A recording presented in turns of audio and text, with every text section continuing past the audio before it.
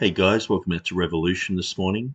We're going to continue looking at the 190 list of Scrivener when we compare his Greek text to Theodore Beza's. And so Scrivener amended his text according to the 1611 translators and the underlying Greek text that they made, but primarily they used Theodore Beza. And so we're looking at part 5 of a series of 190 little videos that I'm going to make. And so there might be even more because if we just quickly jump up here, we can see in the appendix, the last page is it's about the Latin. And so it talks about how these are areas in the Latin which affected the King James. And so I'll have to make sure exactly how many there are. I mean, to sit there and just go through and count through them, it's a bit of a waste of time if we're going to go through them all anyway. But I've got them all listed here. And so if you've watched the other videos, I encourage you to at least watch the first video, then you'll understand how I'm going to navigate things. But so I'm just going to show you where we're going with this. So we've gone through Matthew. We're at chapter 3, verse 3. We're looking at Hosea or Isaiah. So I'll just show you. I can zoom in a little bit there. So I know it's a little bit small. It's probably a little bit hard to see. But if you pause that and zoom it in, you'll be able to see it. Now I've got a little snapshot of that on the website here. And also, thankfully, I have written this out down the bottom. And so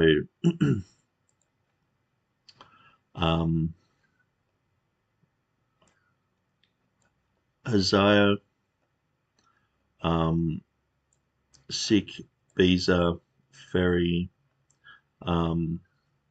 Hosea, 3:3. So I guess that's here. 4:14,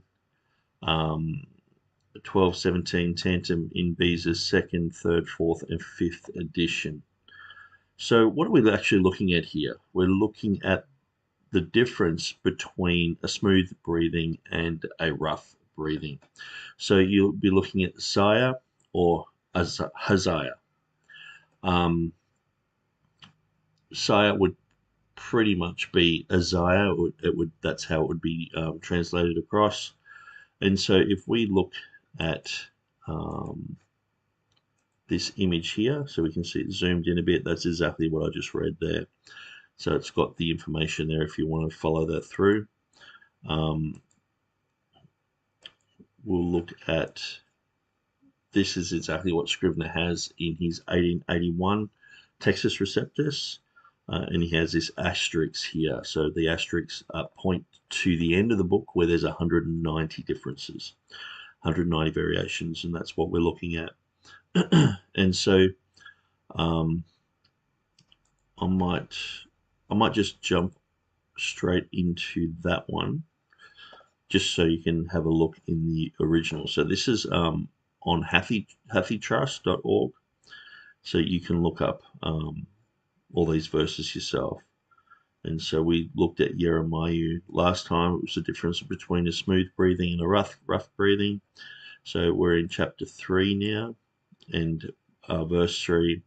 And so we see this has the smooth breathing Isaiah and with the asterisks. And so if we get down the bottom of the page, we see these are to do with the Westcott and Hort text, because this text here is basically the Westcott and Hort text.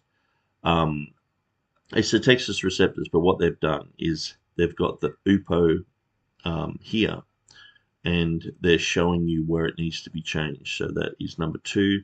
So the dia in the Westcott and Hort text overrides the upo there, or it might say omits chi. So that's number 1 there, and so that's why they're bold and they've got numbers on them, because that's to do with the Westcott and Hort text, which you won't find those type of notes in the printed text of the Trinitarian Bible Society. I mean, they believe the Textus Receptus is finalized, it's finished, King James is settled, and so there's no point in having these updated type of things. And so, okay, so we know what we're looking at. Let's look at Beza. So here's a snapshot of what Beza has. And actually, that is the wrong image. There, yep, sorry, I've gone down. Here we go.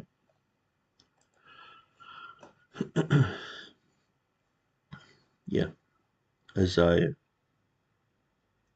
And so it's just a difference between a smooth breathing and a rough breathing. It says in the King James, for this is he that was spoken of by the prophet Isaiah. So it's definitely got the E, the smooth sound. It's not like a H, Hazias or Hazias or anything like that. It's really hard to work out exactly the phonetic structure of how they would have said it in 1611. And sometimes too, with the unusual, I guess, archaic way of saying Isaiah.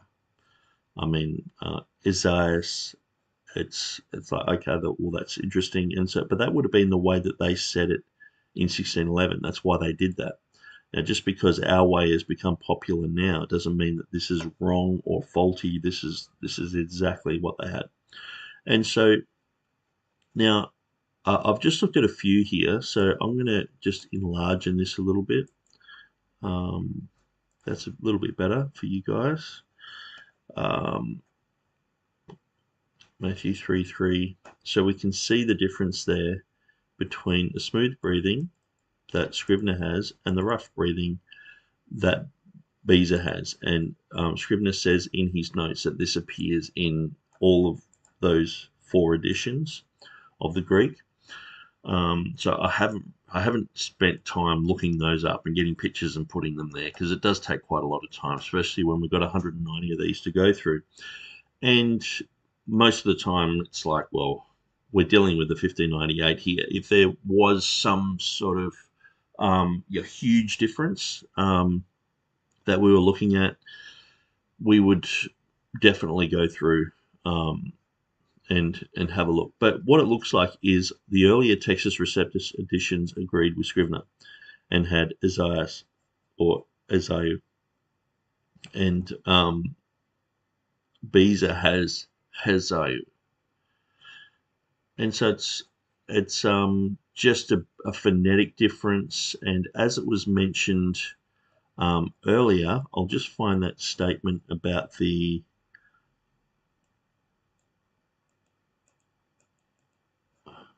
rule. So, okay, this can easily be explained by the translator's second rule, which stated the names of the prophets and of the holy writers. Oops, sorry, I've got a pop-up.